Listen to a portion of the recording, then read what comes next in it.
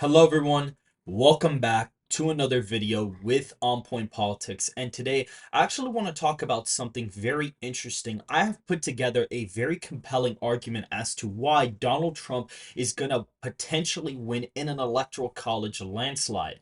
Make sure to hit the like button and subscribe for more content like this. And so pretty much just to start off the video, we look at Biden's approval rating. He is at less than 40% 5 months out of the election. Trump wasn't that low, Obama was not that low, and neither was Bush. And Bush won re-election, including Obama. Trump ended up losing re-election, but very, very narrowly. Biden is about 2 points lower than what Trump was at, almost 3 points lower, which is a very bad look for the incumbent president. And if we look at the national lead, we're going to see that Donald Trump is basically taking it away in the polling average. Now, the problem for Biden is that a lot of people are saying, okay, well, yeah, Trump's ahead in the polls, whatever. But this aggregate is extremely promising for the former president. It's actually a really, really great average for him, to be honest. And so what we're going to do is we're going to look at some polling data that came out in May, and we're going to be able to prove to you why Donald Trump is not going to only win the popular vote by 2 points, but could potentially win it up to 5 to 8 points, which would be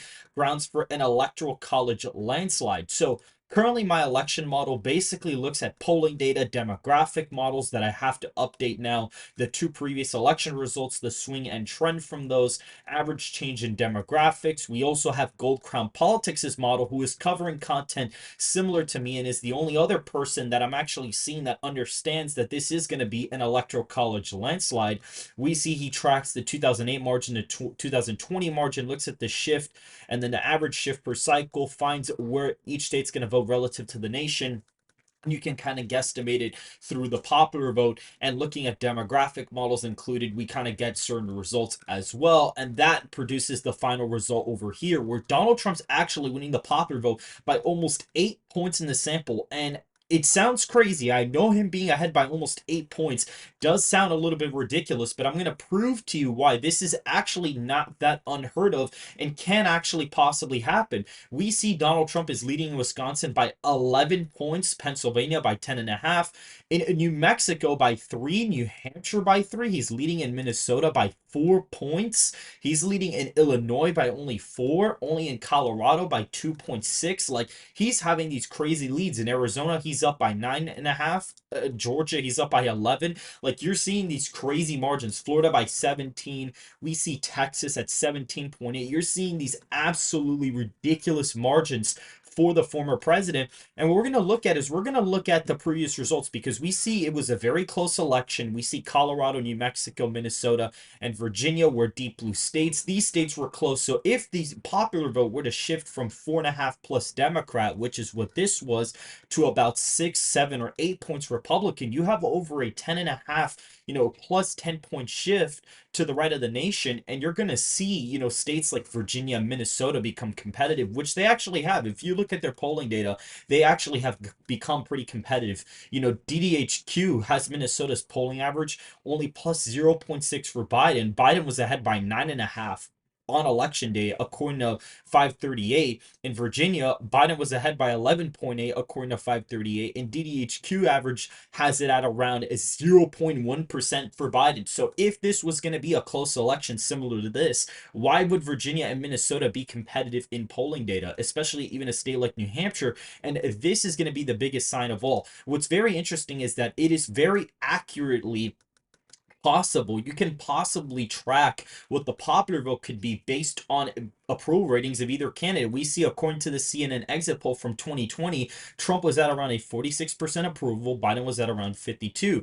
We see Biden was at 52% favorable, at 46% unfavorable. So we see they had mirroring approval ratings of each other.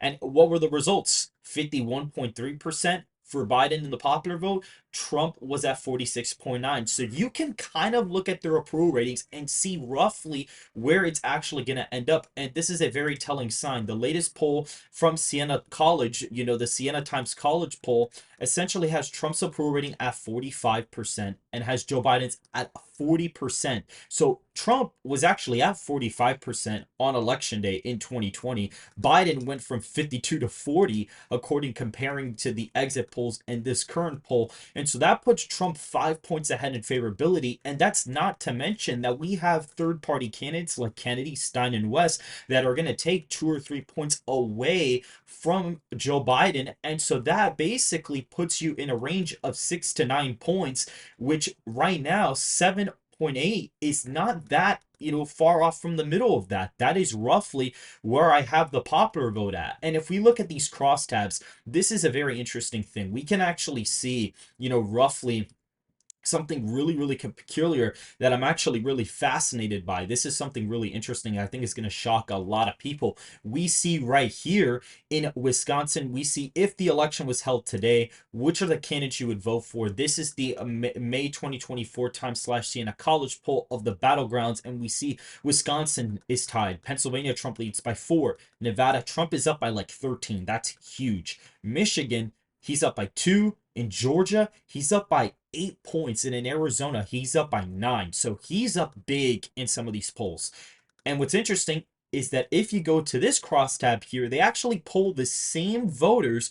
Who are you going to vote for? Who'd you vote for in 2020? So they poll the exact same voters from that cycle. And so what's interesting is that maybe you'd expect, oh, well, is the poll going to be accurate to 2020? Like, would it show something similar? No.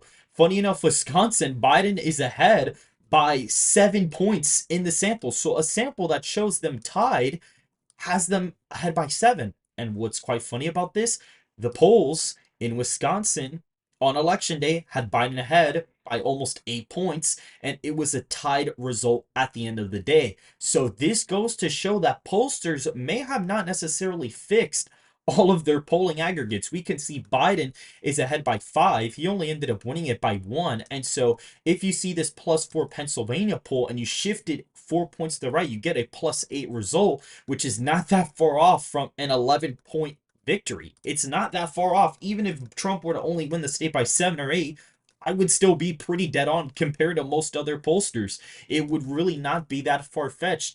If we look at, for example, Michigan, Biden's leading this poll by like 8 points. And we see here he's leading by 2. And he only ended up winning by 3. So if you were to shift this poll 5 points to the right, you're actually going to see something really fascinating. You're actually going to see him being ahead by around 7. Currently, I have him up in the state of Michigan. If we go to the poll, he's up by 9. So again, it's not that far off, and I'm actually expecting a worse polling error. Now, maybe it's not 8 points, but maybe he wins the popular vote by 7, maybe 6. If you look at all of the data here, it's showing you not just the raw averages between the two candidates, but if you look at the shift between these and you look at the result from the last election and you shift them by the same amount that the polls differ by, you get results very similar to my election model, and you have very similar polling errors to the 2020 election as well. And looking at comparing their approval ratings on here, a Trump +5 popular vote, Trump +4 would end up as a result without even third-party candidates. The third-party candidates are only going to make Biden's defeat even worse as of right now. And so these aggregates are really interesting. And what's actually quite funny is that this May sample, I believe, had Trump up by 2, and they actually have Biden up by like 6. So if you pull that same amount, you get around, it's a Biden +6 sample from 2020. And when you look at the 2024 poll, they have him up 2, and that's around an 8-point shift. So if you were to basically put that on the +2 map and kind of compare it, you see if they have him up by 6, he actually won by 4.5. So if you were to shift it by that amount, you would see Trump be winning the poll by basically 4.5 points, which is roughly what he'd be winning it by in a head-to-head matchup without any third-party candidates. So all of the data is aligning with Trump winning super big this election. When you really pay attention and you look at the polling data, it puts them well ahead. And we're actually going to construct what the electoral map would even look like. We see Utah, Idaho, Montana, Wyoming, the Dakotas, Nebraska's third, the first congressional district, the at-large vote, as well as Kansas, Oklahoma, Arkansas, Louisiana, Missouri, Tennessee, Kentucky, Mississippi, Alabama, West Virginia, Indiana are going to be safe. We're also adding Alaska, previously in the likely column, South Carolina previously in the likely column, and Maine's second, including Iowa, Ohio, Florida, and Texas, which would be stunning pickups in the safe column for the first time for former President Trump, and the first time for them being safe in quite a long time, actually. A lot of these states, I don't even think Florida has voted by a safe margin in many, many decades. For the safe Democrat states, we have California at exactly 15 points. So even California may not even be safe going into the election if things end up getting worse. DC would be safe, Maryland is safe, Massachusetts, and Vermont, as well as Maine's first congressional district, which is around a 16.5 point victory listed there. So we see that Biden has a major deficit in likely states. Wisconsin is a 10.9 percentage point victory, Pennsylvania 10.6, Michigan is a 9-point win. North Carolina in this model is listed as a 13-point victory, which would be extremely fascinating. Georgia would be a humongous victory. Notice they're not even polling North Carolina as a swing state anymore. So that's how confident they are that it's going Republican, or at least going in a certain direction. They're not even polling North Carolina as a swing state. If we go to Arizona, that would end up being around a 9-point victory. Georgia's like around 11, which would be a huge shift from the last election where Biden won it by 0.24.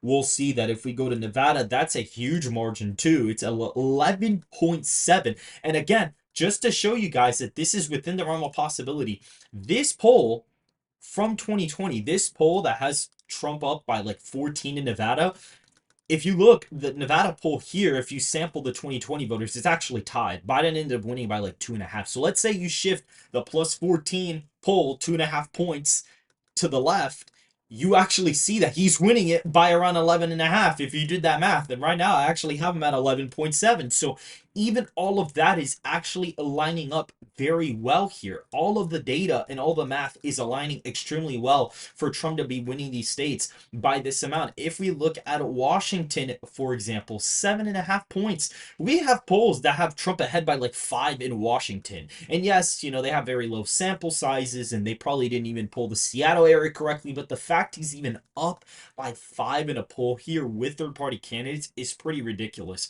And we have Oregon, which is a state that, is only +5 here. And the polls have Biden ahead by like 9 or 10 if you average them out. The polls in 2020 had him up by like 21, 22 points on election day in the final average. So again, you see that there is a polling error there. He ended up winning by 16. That's around a 5-point miss. And if that average has him around 9 or 10 points, a 5-point victory for Biden in Oregon would not be that off. I know it sounds crazy that he could be winning, only Oregon by 5, but if you look into the data, it's not that crazy. New York, according to my forecast, is around a 9-point victory, but I'd actually even say that on election day, I'd probably put it lean Democrat. I'd actually be pretty somewhat confident in putting New York lean because the polling data here has been close. Biden leading by 6 points with third-party candidates included? Really? That's a really bad sample for him there. And the polling error there was actually around 6 points in favor of the Democrats. So if you were to basically apply the 2020 polling error to that poll, New York would actually flip red. So again, not saying it's going to flip red, but the fact of it being under 15 is definitely within reach. It can definitely vote under 15 points for Biden. Connecticut, Delaware, Rhode Island are closer. Colorado, Illinois, and New Jersey are all lean states for incumbent President Biden. Illinois, the polling there is around +8, +9 when you average them all out. And I have him winning by around almost 4 points. If you average it out, it's around 4 points. And even though the polling error in 2020 was not abysmal, it actually overestimated Trump by around a point. The problem with this is that I expect a worse polling error in most places because not only do you have the white rural base that is very strong, you have Biden's approval rating much worse than last time. You have young voters, Hispanic voters, and African American voters that are shifting towards the former president. So when you combine Biden's unpopularity with all those gains that Trump is possibly making, lower turnout, or at least not super low turnout, but slightly lower turnout than before, mainly because a lot of Democrats are going to sit at home for this. This is the problem. And what's quite funny is the whole conviction thing is actually boosting him. And on top of that, what's quite hilarious is that now the convictions happen, Democrats, at least some of them that I've noticed, have become complacent. They're like, oh, Trump's going to lose because, he's a convicted felon or whatever. But it's quite funny because they only call him that. But apparently, all the black women and men that are being incarcerated and have felonies, they're called justice impacted individuals. So, okay, it's fine to call them that, but apparently for Donald Trump, it's fine to call him a convicted felon. So there's a lot of, there's a lot of hypocrisy there. But either way, that was just a kind of a tangent point. Minnesota, New Mexico, Virginia, and New Hampshire are all lean Republican states, according to my forecast. He's winning Minnesota by 4. That is huge. And what's quite funny is that if you get the polling aggregate and you apply the polling error, which was around 2.5 points, Trump would be up in the state by like 2 points. So it's not that unrealistic. Virginia, the polling average is 0.1 and the polling average error was like 2.5. So if you would apply that, it would actually put him right around where I actually have the state, around 2.5%. So it is not that crazy to say that Trump is actually winning these states as of right now. New Mexico, we haven't gotten any polling data, but John Zogby is technically the latest poll that we gotten out of there, and it has Biden ahead by 7, but the polling errors here have been pretty abysmal, to be honest. Nebraska second would be going likely, and Maine at large is the last state to flip. This is mainly because due to demographics. That is really the main issue that's really going on in Maine. That's why it's the last one to flip out of all of these states. And so that is it for this video, guys. Donald Trump pulls out an election victory with 347 electoral college votes to 191 for Joe Biden. Based out of all the analysis we have done in this video, please make sure to hit the like button and subscribe for more content like this. I am going to be updating this model and prediction as time goes on. This is not a definite result. Do not get complacent. Make sure to go out and vote. But this is what my forecast and all of the data analysis and everything, looking into everything, this is what I'm seeing right now. So make sure to hit the like button, subscribe to the channel, and make sure to follow Twitter and join the Discord server in the description down below. And I will see you guys very, very soon.